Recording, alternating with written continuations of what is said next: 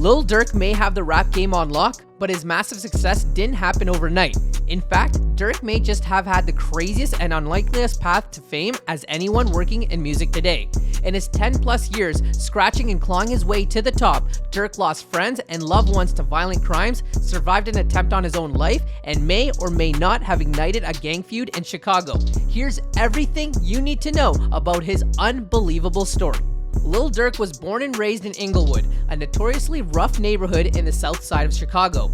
At the tender age of 7 months old, Durk's life was irreparably changed when his dad was sentenced to life in prison. Reportedly, Durk's father was caught with $8 million worth of cocaine and chose to accept a life sentence rather than snitch on Larry Hoover, the infamous gang leader behind the Chicago-based GDs, aka Gangster Disciples. Just because his father was behind bars doesn't mean he was out of his life. Durk and his father built a relationship and spoke on the phone almost every day, with his dad doing what he could to keep his kids from following in his footsteps. Eventually, after 25 years in jail, Durk's father was released and reunited with his son. But without his dad around for most of his life, it was hard for his family to get by, and there were days when he and his mom and his brother didn't have food, so Durk had to do what he could to help them survive. At just 10 years old, Durk started hustling and initially sought to escape the streets through basketball, but soon turned to music instead. Durk first began making music in 2010, which is also the same time he created his OTF crew. Durk's career hit its first setback about a year in when he was slapped with a gun charge and sentenced to 3 months in prison. While initially released on bond, he ended up being sent back to jail for another 87 days. This may have been a blessing in disguise because when he was behind bars, he missed the birth of his first child, which made him realize he couldn't keep living his life like this and forced him to focus on his music. After getting out of jail, he dropped the track Sneak Dissin', which racked up 1 million views on YouTube and proved to Durk that he was on the right path.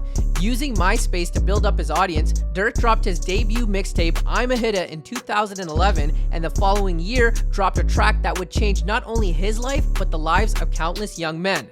Durk released L's Anthem, a song that took major shots at Durk's gang rivals, the GDs and the Brick Squad. Shortly after, rapper Lil Jojo of the Brick Squad released his own diss track to Clapback called BDK300, which subsequently led to his tragic murder. This launched a full-on war between the two gangs, with many people holding Durk's track responsible for the violence that still persists to this day. But at the same time, L's Anthem also brought Durk into the spotlight. Durk capitalized on his newfound attention by releasing the hit This Ain't What You Want in 2013, which landed him a record deal with Def Jam Records. Even though Durk was doing his best to leave his old life behind, just a few days after signing with Def Jam, he got booked on a weapons charge and slapped with a $100K bond. A lot of people thought his friend Chief Keef, who was blowing up in a big way and had been linking up with Kanye West, would step up and bail him out, but he didn't, leading to a rift between the two rising stars that would last for years.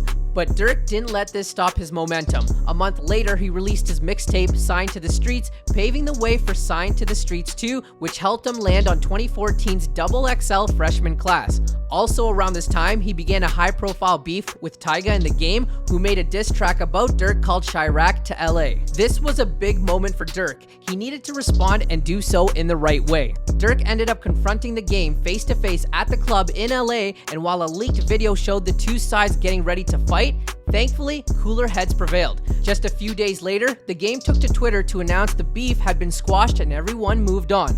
Over the years, the two sides have taken an occasional small shot at one another on their socials, but Durk showed that he wasn't afraid and earned a lot of respect for standing up for himself to an industry legend. In 2015, Durk dropped his highly anticipated debut album Remember My Name, which debuted at number 14 on the Billboard 200 chart. From here, he began pumping out albums left and right, dropping Durk 2 times later that summer and a whopping 4 projects in 2017, including 2 collabs with Lil Reese and T Grizzly. Then in 2018, Durk made another career-defining move.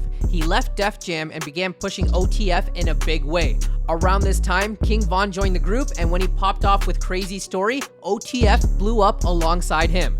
Durk and Von continued to gain more and more attention and respect, and by 2020, Durk finally broke into mainstream when The Voice, his 5th studio album, peaked at number 2 on Billboard. This led to a feature on the Drake track Laugh Now, Cry Later, which fully catapulted him into a different stratosphere. But of course, as soon as things had turned a corner, Durk faced one of his greatest tragedies to date, the murder of King Von. While Durk was unfortunately all too familiar with death at this point after losing his cousin OTF Newski, his friend LA Capone, and manager Chino Dalla over the years, Von's death took a major toll on him. Von was killed by Quando Rondo's friend Lil Tim, which also launched beef between Durk and YB that's still going on today. 2021 continued the trend of highs and lows for Durk as he dropped a collab tape with Lil Baby, only for his older brother Dante, aka OTF D-Thang, to be murdered outside a Chicago club. Then not long after, he and his ex-girlfriend India narrowly escaped a shootout and attempted home invasion at his Atlanta crib. Safe to say, it's been an eventful decade for Lil Durk. It was a very bumpy road to say the least, but it's hard to argue with the results. At only 30 years old, Durk is just scratching the surface of his talent and fame, and there's no doubt the best is yet to come. Thanks for watching. Of course, be sure to drop a like and subscribe if you're new, and make sure to ring the notification bell to stay up to date on all things rap.